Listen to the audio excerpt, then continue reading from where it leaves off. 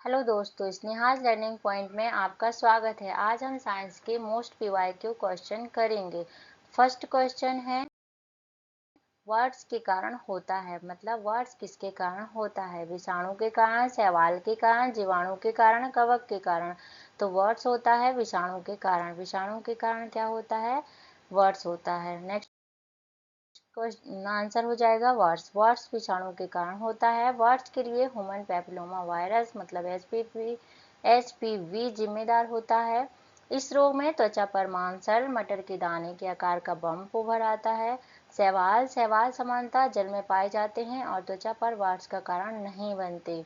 जीवाणु जीवाणु कई रोग उत्पन्न कर सकते हैं, लेकिन वार्ड्स का कारण जीवाणु नहीं होते हैं बल्कि विषाणु होता है। कवक कवक से दाद खुजली जैसे रोग होते हैं, परंतु वार्ड्स कवक से नहीं बनते। तो किससे होता है वार्ड्स? विषाणु से होता है। आंसर हो जाएगा ए। नेक्स्ट क्वेश्चन है, एड्स रोग किस कारण से होता है? विषाणु से, जीवाणु से, माइक्रोबैक्टीरिया से या कवक से? तो एड्स होता है विषाणु से, है ना। एड्स किसके कारण होता है? तो एड्स होता है विषाणु से। विषाणु हो जाएगा इसका आंसर। यहाँ पे देखो, फ्लू जैसे लक्षण हो सकते हैं। शुरुआती में एचआईवी संक्रमण का संकेत कैसे हो सकता है? बुखार, ठंड लगना, थकान, सिर दर्द, है ना, गला खराब होना, मांसपेशियों में दर्द होना, रात में पसीना आना, मुंह में छाले आना, शरीर में सूजन के साथ लाल चकत्ते पड़ना। तो ये सब क्या है? एड्स के लक्षण है। एचआईवी एड्स के लक्षण है। तो एचआईवी एड्स के रोग किसके कारण होता है? विषाणु के कारण। आंसर हो जाएगा ए। एड्स का फुल फॉर्म होता है acquired immunodeficiency syndrome. HIV human immunodeficiency virus नामक विषाणु होता है ना, मतलब वायरस होता है। यह वायरस शरीर की प्रतिरक्षा प्रणाली मतलब हमारा जो इम्यून सिस्टम होता है उस पर हमला करता है, जिससे शरीर अन्य बीमारी और संक्रमण से लड़ने में असमर्थ हो जाता है। आंसर हो जाएगा एड्स।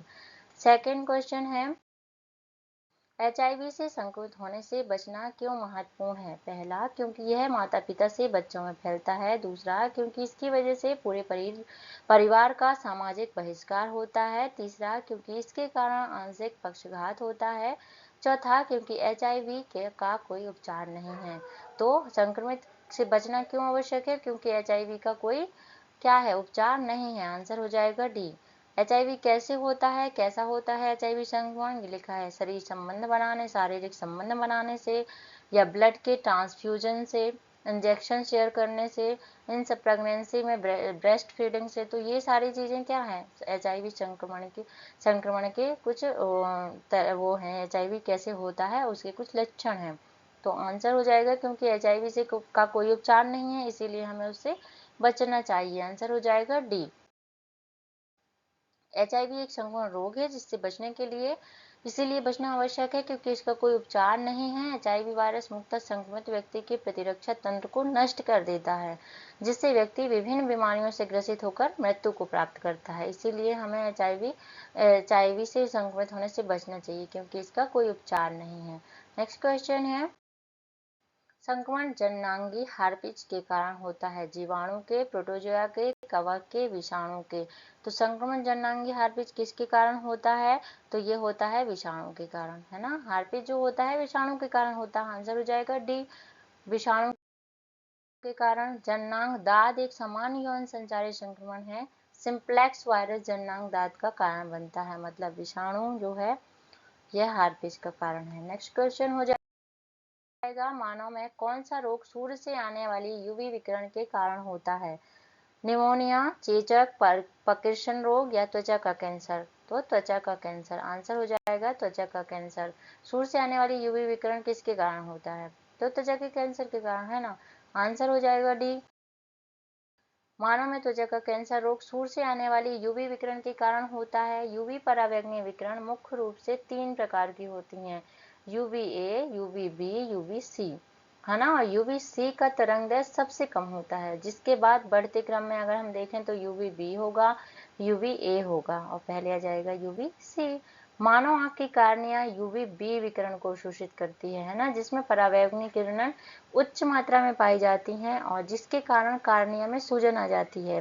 जिससे क्या होता है, स्लो ब्लाइंडनेस होती है और मोतियाबिंद, जिसे हम मोतियाबिंद कहते हैं। तो उच्च मात्रा किसकी पाई जाती है, पराबैंगनी विकिरण की, है ना। हमारी आंखों की कार्निया में यूवी-बी पाया जाता है या अवशोषित करता है, जिससे हमारी कार्निया में सूजन आ जाती है और स्लो ब्लाइंडनेस होती है, जिसे हम मोतियाबिंद कहते हैं। तो इसका आंसर हो जाएगा डी, त्वचा का कैंसर। नेक्स्ट क्वेश्चन होगा, इनमें से कौन सा बेरी का एक लक्षण है। पहला है कमजोर दांत तथा मसूड़ों में खून आना, दूसरा है अस्वस्थ त्वचा और सूजा हुआ उदर, तीसरा है कमजोर पेशियां और निम्न ऊर्जा, चौथा है कमजोर दृष्टि या आंशिक अंधता। तो बेरी का एक लक्षण एक ही है, सी, कमजोर पेशियां और निम्न ऊर्जा बेरी का लक्षण है ना। तो विटामिन बी1 की कमी से बेरी मतलब विटामिन बी या थायमिन की कमी के कारण होता है। थायमिन शरीर में ऊर्जा उत्पादन और तंत्रिका तंत्र मतलब हमारा नर्वस सिस्टम को सुचारू संचालन के लिए आवश्यक होता है। इसका लक्षण क्या है कि व्यक्ति को थकान होती है, मांसपेशियों में दर्द, नसों में कमजोरी या चलने फिरने में कठिनाई महसूस होती है। तो आंसर हो जाएगा सी, कमजोर पेशियों और निम्न ऊर्जा। नेक्स्ट क्वेश्चन है, निम्न में से कौन सी बीमारी विषाणु जनित होती है। खसरा, टाइफाइड, तपेदिक या डिफेथेरिया। तो इसका आंसर हो जाएगा खसरा, है ना। ये विषाणु जनित है, सब कोई जानता है कि खसरा जो है वह विषाणु जनित है। आंसर हो जाएगा खसरा। विषाणुओं द्वारा होने वाली बीमारियां हैं जैसे बड़ी माता, रेबीज, एड्स, इन्फ्लुएंजा, चेचक, खसरा आदि। आंसर हो जाएगा खसरा। नेक्स्ट क्वेश्चन है, निम्न के कारण डेंगू होता है। सूत्रकृमि के कारण, कवक के कारण, विषाणु के कारण या जीवाणु के कारण। तो विषाणु के कारण, विषाणु के कारण डेंगू होता है। डेंगू किसके कारण होता है, विषाणु के कारण। सूक्ष्मजीव विषाणु डेंगू, मलेरिया, पीलिया, निमोनिया जैसी बीमारियों के कारण होता है। आंसर हो जाएगा विषाणु।